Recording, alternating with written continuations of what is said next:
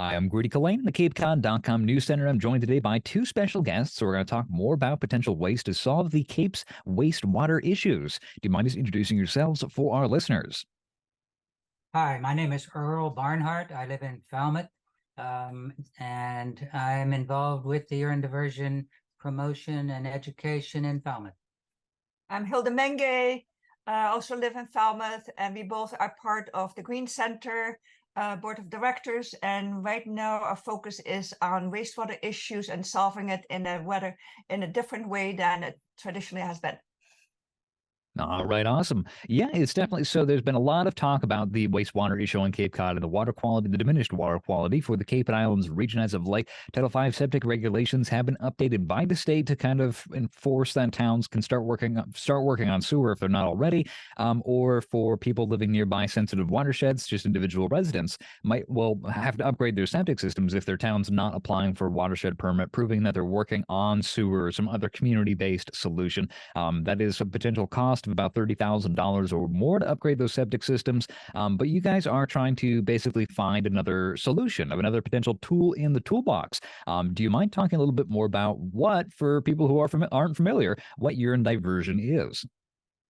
Yes, it's considered that nitrogen coming out of people's homes through their septic tanks into the ground is the problem with pollution of the freshwater ponds and the waterways on the Cape and the estuaries and ultimately the oceans. And in our research, we've been looking at alternatives to building sewers and alternatives to expensive IA septic systems. And what we've focused on is the fact that most of the nitrogen that's coming out of people's homes in their wastewater, most of the nitrogen causing the problem is in the urine from the people. And 80% of the nitrogen from household is in the urine of the residents, but it's only 1% of the volume of the wastewater. So it turns out to be very efficient to try to just manage that 1% of the volume, because you would solve 80% of the problem. Now, do you mind talking a little bit more about how this would mechanically work, essentially? Is the proposal that, like, there just be a separate unit in the bathroom for one business or another, or how does that work? And then where would it be treated, essentially, once that's separated out? Yeah, there are many different ways that you can divert the urine. There are toilets that are made to have two compartments, and the front compartment is for the urine and the back compartment is for the solid waste, paper and human solid waste. That is what probably will appeal to the majority of people. But there are other ones that, and so that would mean there's a flush toilet component for the solids, but not for the necessarily for the urine. And the urine then is diverted to a separate tank, usually in the ground outside, but could also be in the basement. And then there's a hose from the basement container to the wall outside, very much like an oil tank, but the other way around.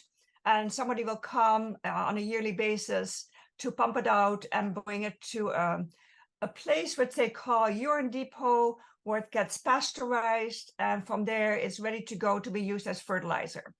So that is one way. And there's many different kinds of ways to divert the urine. But that's one option. Another part of it is that the volume you're talking about is not that great. A single person produces 120 gallons of urine in a year. So if a pumping service came around and removed that amount once a year, that would take care of the problem. We envision that the urine would be removed by a service and taken to a place where it is made safe to use for agriculture.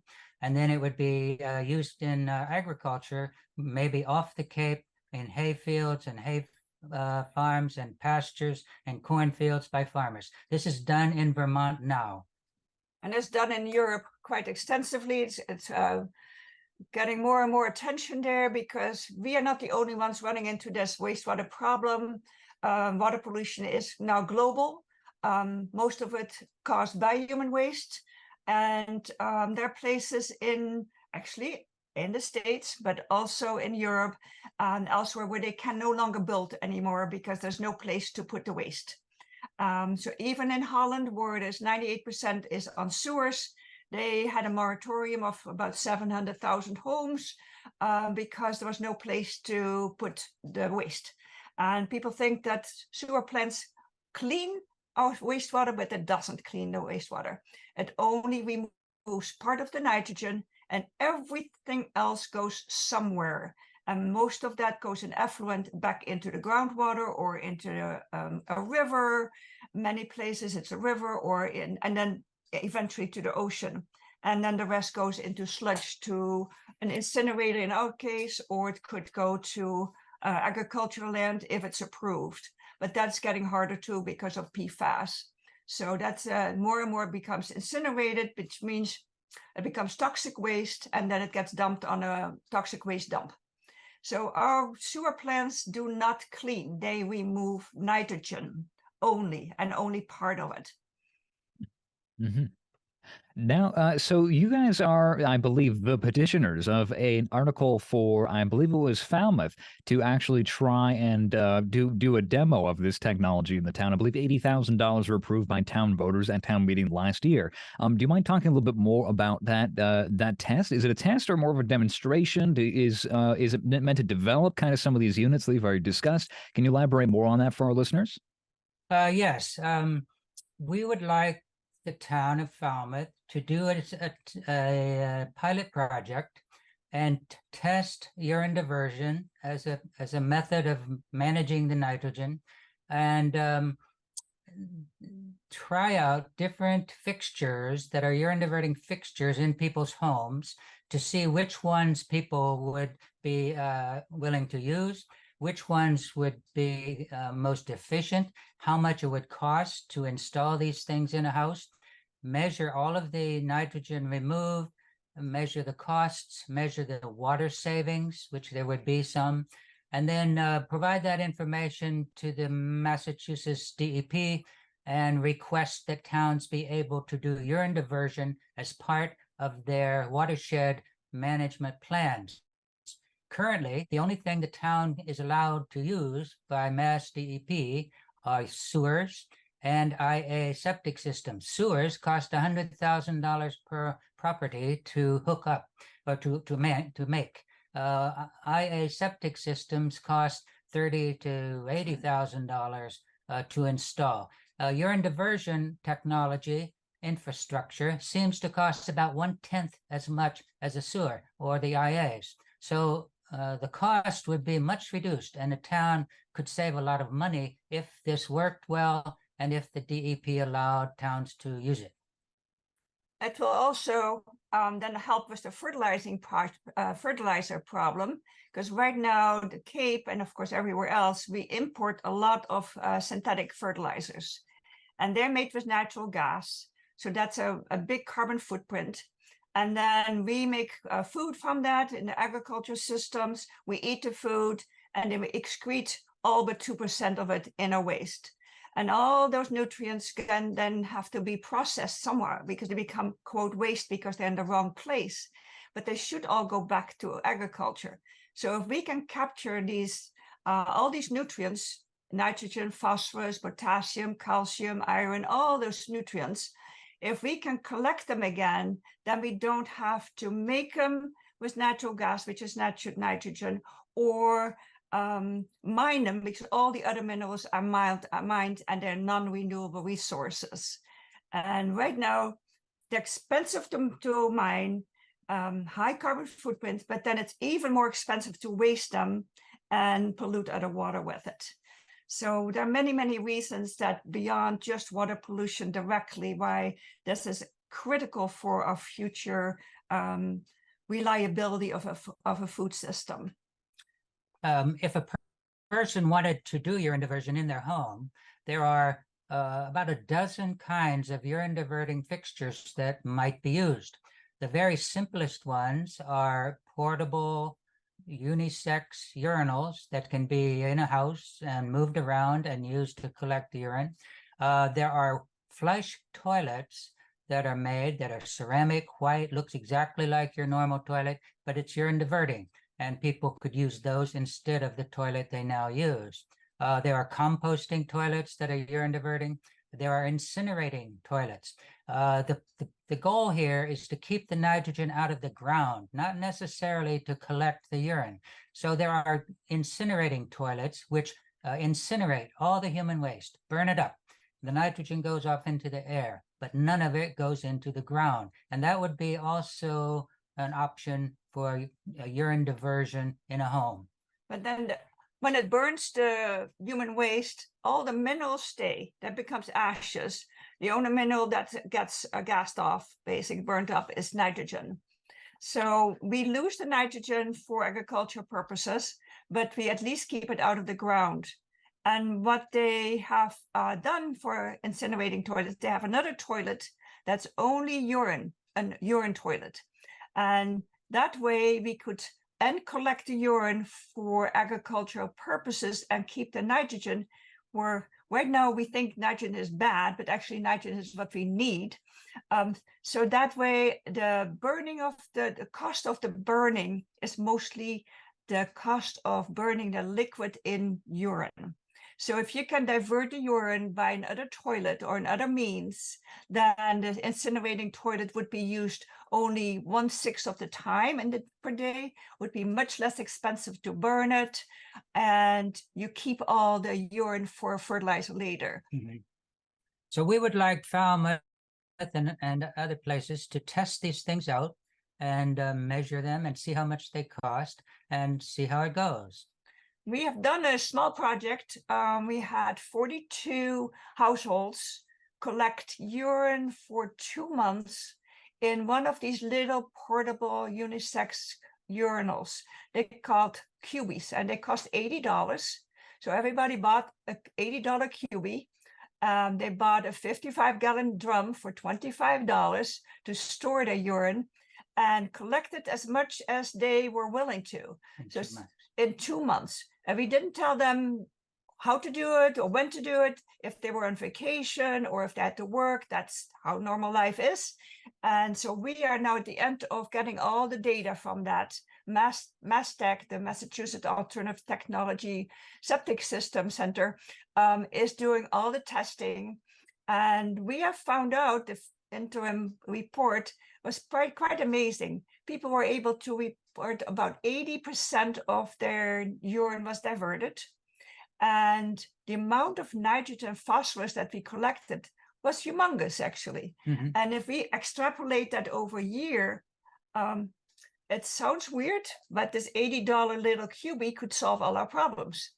Now, it's not something that we would propose on a big scale, but it gives people an idea how simple it could be to solve our problem just for the wastewater pollution issue.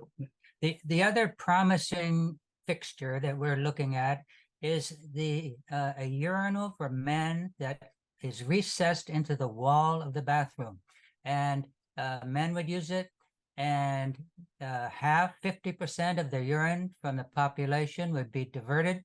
Men are used to using urinals, and everywhere they go, in the schools, in the stores, in sports centers, in offices, everywhere except the home. There are not commonly used urinals in private homes, but there is a in-wall urinal design that has a little door. It opens, you use it, you close the door, the urine goes out a tube into a buried tank outside.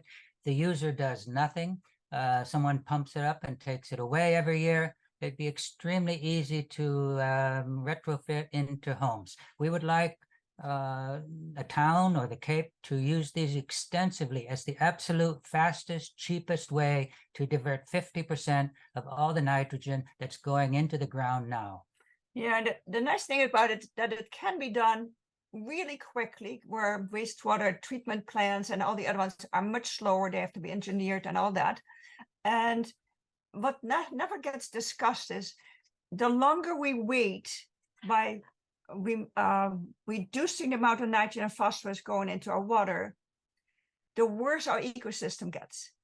So the amount that we can divert now, it's better to divert half of it immediately than all of it in 20 years. Because by that time, the ecosystem might be so degraded that we'll never get it back. Another issue with the speed of it is that our climate is changing so rapidly now, and the ocean rise is so rapid that a lot of these estuaries that we are now think that we have to fix, all the data from those estuaries are 20 years old.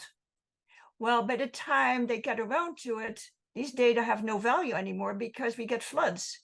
And all the water from the ocean is coming into the estuary, and all the ecology and the chemistry of the estuaries has totally changed. But the data that we get from SDP that we have to follow are behind.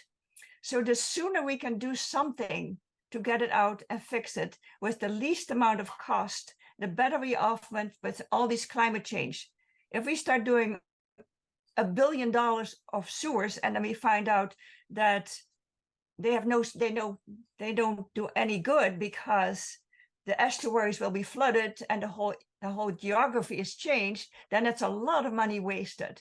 But if we can do something now for very little money and get the fertilizer and save water and not spend so much money, then I think we are doing a lot more good in the long run than waiting for spending billions and billions of dollars. Mm-hmm. Now, as well, you mentioned that the part of this would be like a tank similar to an oil tank out in the front, buried under the earth or wherever stored on the property, and that there would be someone who would come and pump this tank similar to old style septic tanks before. But I can't help but be reminded of like the issue with like the last mile connection for like a fiber optic connection. It turns out that it's very expensive to basically provide these services. Do you really think that there is a desire there from a standpoint of an entrepreneur who would want to fill that niche? Do you think that was something that would be privately run, or do you think that would have to incorporate something from like the town or the state, or maybe some at first and then a little bit of the other later? How do you think that gap will be filled?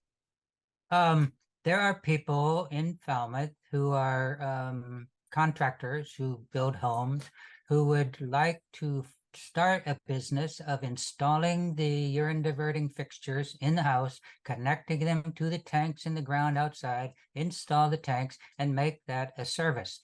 And the town could ask residents to hire these services to install these things. It would probably be done by private companies, just like now put in septic systems. There are companies that are licensed to remove liquid from sewer tanks now. It would be exactly the same thing, except it would be specialized. Yeah, the same people can do it already. They can do it tomorrow. They just have to have a designated tank on a truck that is only for urine, because you do not want to mix it with the human waste pathogens. So then it's only for urine, and then it gets to the pasteurizing a urine depot where it gets made ready for agriculture. So there would be a small investment of another tank on a truck, but the same pumping, everything is the same. There is a group of people in a nonprofit in Vermont, Brattleboro, Vermont, called the Rich Earth Institute. And for the last 10 years, they've been researching these ideas and inventing equipment and infrastructure to do it. And they've invented a pasteurizer which heats urine for 90 seconds to 176 degrees, and it kills all pathogens and all viruses. And it becomes safe to use as fertilizer for any purpose without restrictions. So we propose that be done, and that then the urine be used probably in agriculture. And it costs about 1 penny per gallon to pasteurize. So a person's urine to pasteurize costs about $1.20 per year. $1.20. So the cost is like nothing. And then we figured if it had to go off Cape, similar to sludge, right now Falmouth is trucking all the sludge for 70 miles. So we calculated, what if we had to bring it 70 miles away from Falmouth, the same amount? It would cost about $17 per person's urine per year. So the cost is very little. That doesn't include the savings on water, which is about 4,000 gallons per person per year for urine, but that if you don't need to flush. And it doesn't include any money that the farmer might be willing to pay for their fertilizer. So the infrastructure is extremely simple. It's a truck and a tank and a pump. All right. On pasteurizer. One pasteurizer as well. That's very interesting. Do you think that as well we're going to reach a point where is this part of an ongoing trend you're seeing in a variety of different industries and spaces of trying to reduce but also reuse in a bit more of extreme degrees, and you think people might be familiar with? Do you?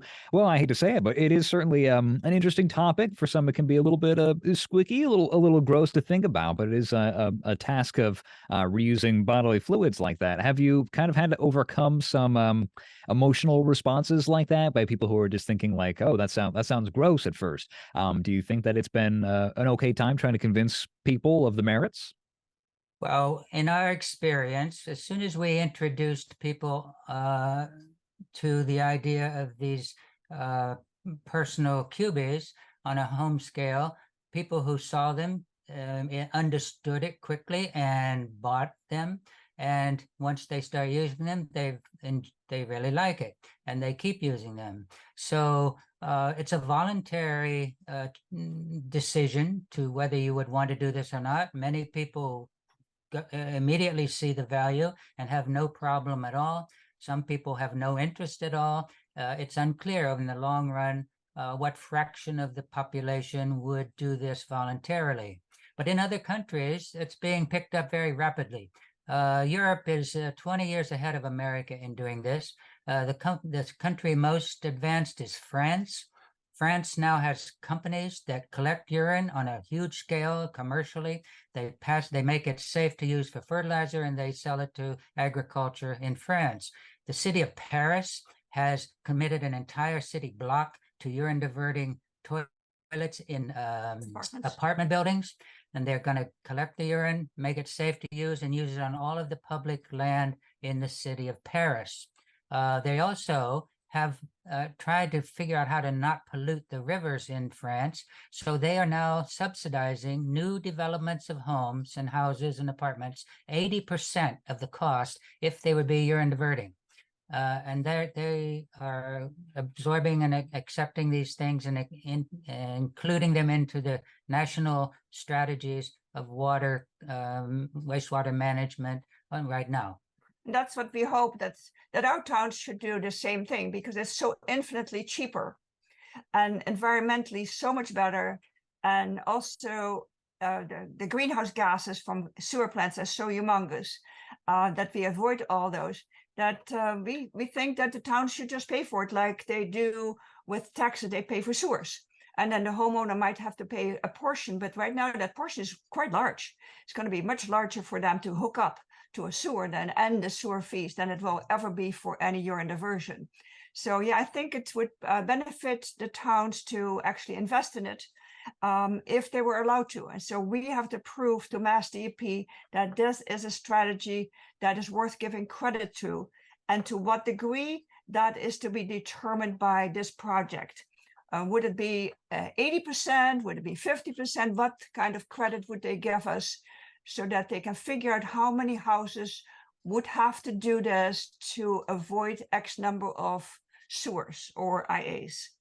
There's another Cape Cod trend happening that encourages this idea, and that is people living around freshwater ponds now find that their ponds are starting to have toxic cyanobacteria in the summer, caused by higher temperatures and nutrients in the ponds.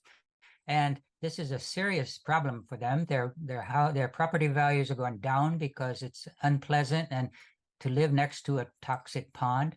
And the town's wastewater management activities tend to only concentrate on the coastal saltwater estuaries. They have no mechanism in place now to help the people around freshwater ponds, and they see this urine diversion as something they could do even on their own, privately, voluntarily, to protect their ponds while waiting for the towns to get around to possibly helping them in other ways.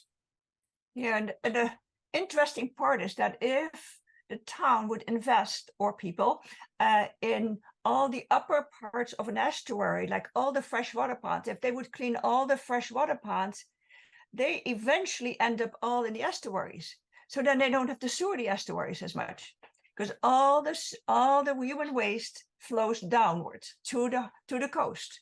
So if we do right now, they're focusing only on the densely populated areas near the estuaries, but all the stuff keeps coming in from the top, and they're not focusing on that because that's too expensive, because people don't live near each other.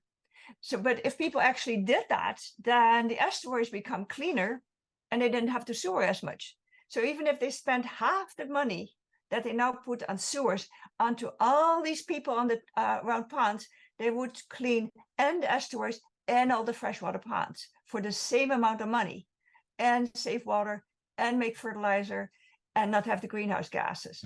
So there's like so many advantages to it, but it's a new way of thinking, because they never ever thought about urine. They never realized that that was 80% of all the nitrogen.